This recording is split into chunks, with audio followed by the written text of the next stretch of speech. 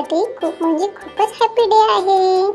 आज गोटूमामाने माझ्यासाठी खूप भारी सरप्राईज गिफ्ट आणून ठेवलेले आहे। आम्ही आजच दिल्लीवरून गावी आलोय बरं का। मग फ्रेश होऊन मी माझं सरप्राईज बघण्यासाठी मामाच्या घरी आलो। तोपर्यंत यांनी किती भारी डेकोरेशन करून ठेवले होते बघा। माझं सरप्राईज कसं लपवून ठेवलं होतं, पण यांनी मामानी आजीनी माझ्यासोबत खूप म्हणजे खूप मोठा प्रँक केला बरं का। मला अगोदर छोटीच गाडी दाखवली।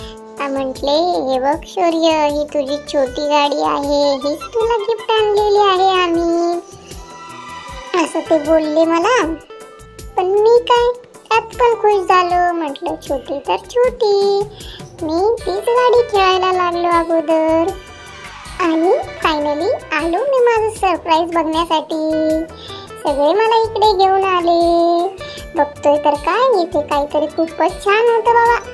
आणि आला तो मोमेंट जेव्हा मी माझ्या सरप्राईजचं ओपनिंग करणार होतो। सगळे खूप एक्साइटेड होते कारचं ओपनिंग बघण्यासाठी। बघा बघा बघा कसं ओपनिंग करतोय, आणि मी पडलो। फर्स्ट टाइम तर फेलच गेलं, आणि देन फायनली माझी गाडी मला दिसली। ये डिंग डिंग डिंग, इथं खूपच खुश झालो बघून। मला तर असं वाटत होतं कधी मी त्या गाडीत जाऊन बसतो आणि कधी नाही। तर लगेच गेट उघडला आणि आत जाऊन बसलो। म्हटलं आता ही कशी चालू होते इकड्या, बघावं तरी जरा।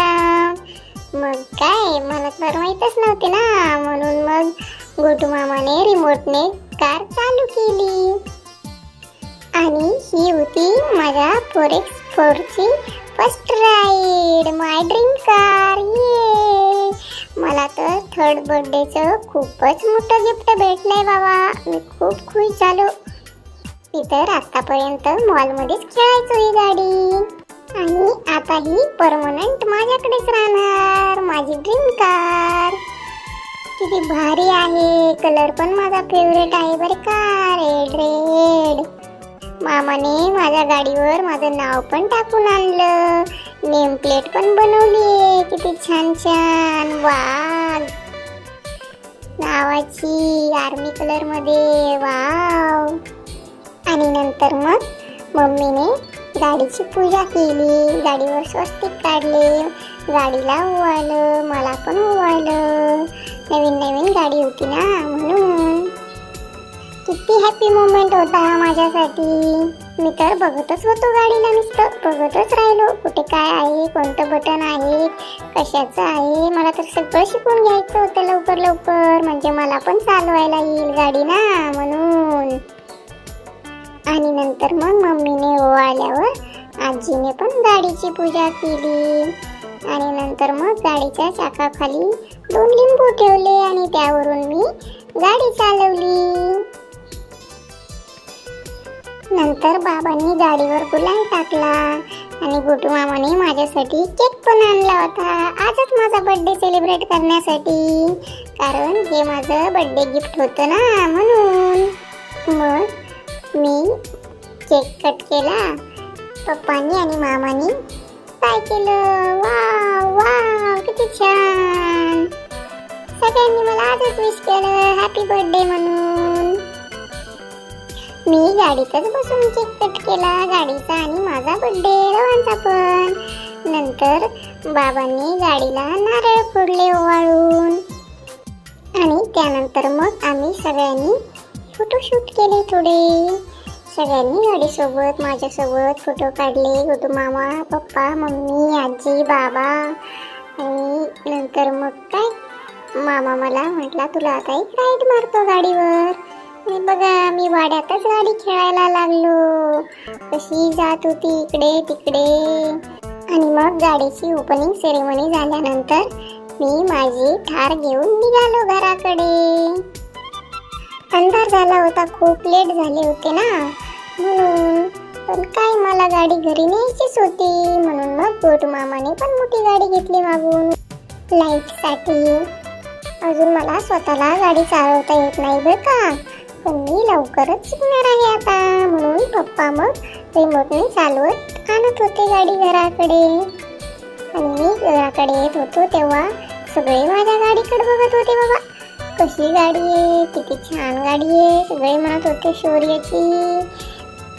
आणि फायनली आम्ही पोहोचलो मंदिराकडे, आमच्या घराजवळ.